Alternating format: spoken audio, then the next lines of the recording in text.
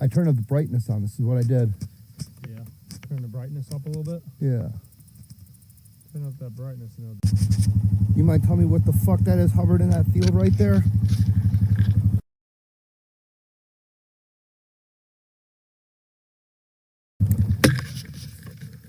God damn it.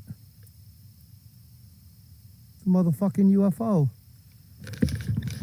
You gotta be shitting me. It's not, it's visible only by, I got a thermal scope. Look at that. That's a fucking flying disc right there. That's a motherfucking UFO. You can't see it with the naked eye. I can see that tree. Holy shit. There's a UFO right there in the farmer's field. I'm at 12 power. Don't tell me that ain't no fucking UFO. That you cannot see it with the naked eye. I'll be fucked. It's hovering above the ground. That's a fucking disc. Do not tell me that's not a UFO. I'm on thermal. I'm picking up its heat signature. You cannot see it with the naked eye. I was just looking through the field.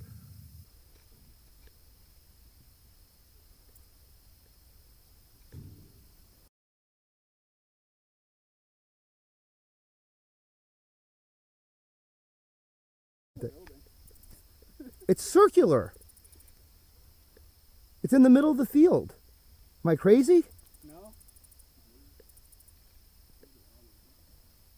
Hey everybody, my name is JAYLIKE and I'm a thermal hog hunter. I've got some land in Central Florida near Okeechobee.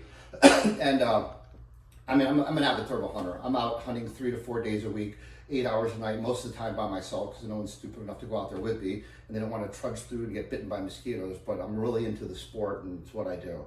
And like I said, I got property there. So anyways, make a long story short, I was out there in the middle of the night and everything got real spooky, man. Everything disappeared. There was no game and the woods just felt different. And I was actually creeped out. I was up in my African hunting line trying to hunt over my feeders and there was nothing for 5 hours. Something I'd never seen before. Climbed down, jumped on my four-wheeler, started driving around, hitting the roads to get some coyotes and hogs in the fields because that's what I do. I hunt coyotes and hogs. We hunt both of them because they're invasive species. I hunt the hogs for food and they tear up the place.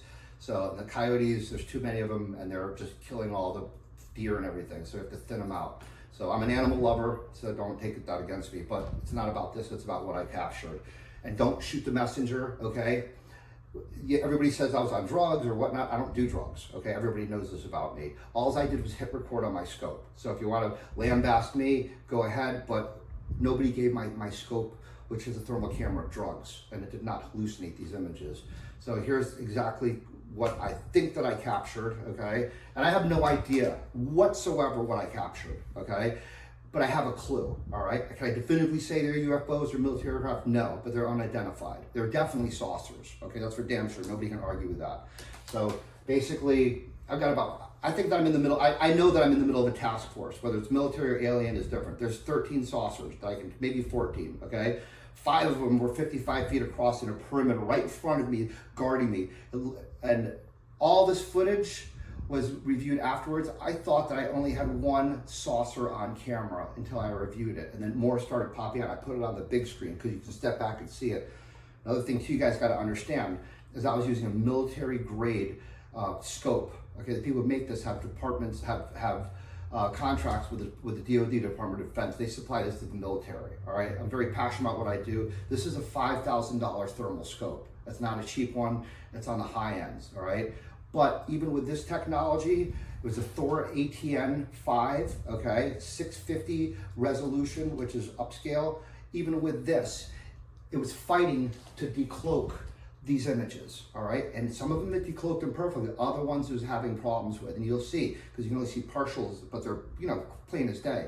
So it's not their fault that they don't have the technology to combat this advanced technology, but the fact that they were trying to bite through it and we were even successful with this is a huge thing in itself. None of this was visible to the naked eye. You could see through everything. It was a clear night. It was a full moon. I could walk without a flashlight. It was the brightest night that I've ever seen in all of my years, which is even spookier because it's normally not that bright. So here is what we filmed. Go ahead, press play. So I'm standing here, okay? And I'm videoing across the field. And I think that I'm looking at one UFO, all right? And I don't realize that There's other ones right in front of me, 50 feet. And the one UFO that I'm filming is 800 yards away. And it's about 300 feet across, all right?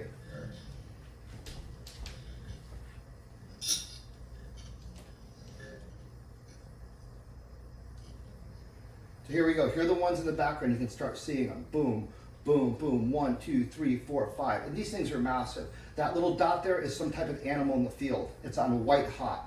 That's either a gopher or a rabbit by the size of it. Okay, maybe a coyote head looking at me. All right.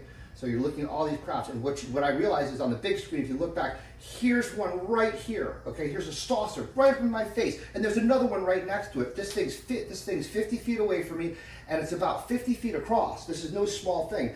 This is the size of, like, you know, a tractor trailer, but it is the size of a tractor trailer, and you can see. Here's another one right here up in my face, and here's another one. Look at this, all the same shapes, and these are 800 yards away. These are 50 yards away. All right, so I was surrounded by these goddamn things, and I had no idea they were there. I'm fixated on that. All right, so we got 1, 2, 3, 4. Okay, all right, and and then we've got this anomaly right here. I don't know what the hell that was, but it's something that ATN could not distinguish, and it's definitely not a tree or a bush. It's a big 7-foot fuzzy oval shape, standing 20 feet from me. So, you know, that does not make me feel warm and fuzzy inside. You know, here's I think this one was the lookout. This was running security for the whole task force. This was the eye in the sky. I affectionately call it Bird Dog 1. Do I know what it was? But here's another UFO. There's one, and I believe there's another one right in front of it. All right. Right there. So there's a whole line of them. Okay, and then I think this, like that one right there. And, you know, this is what we're seeing. So, and I didn't see this. You had to put this on the big screen to see these, because I couldn't see it on my little computer laptop, and I couldn't see it on my phone when I downloaded the app. So when I did that and stood back like you guys do, then I could see these things just popped into shape. And I was like, Jesus Christ, you know, this is a whole group of unidentified flying objects. And some were close, some were far. And the worst part about this, or the best part, is they at some point knew I was there, but I was a sneaky bastard. I was coming in, I was driving all around. I knew what I was filming. I was a sneaky bastard. I was in full camouflage, and I'm holding this huge bolt action rifle, so it's hard to, you know, usually I put it on a stand when I shoot, but I've got to hold it up above the weeds, and I'm tiptoeing, you know? So that's the reason for the shaky footage. But a fog rolled in. This whole field was clear. I could see 2 miles to the other side of the field.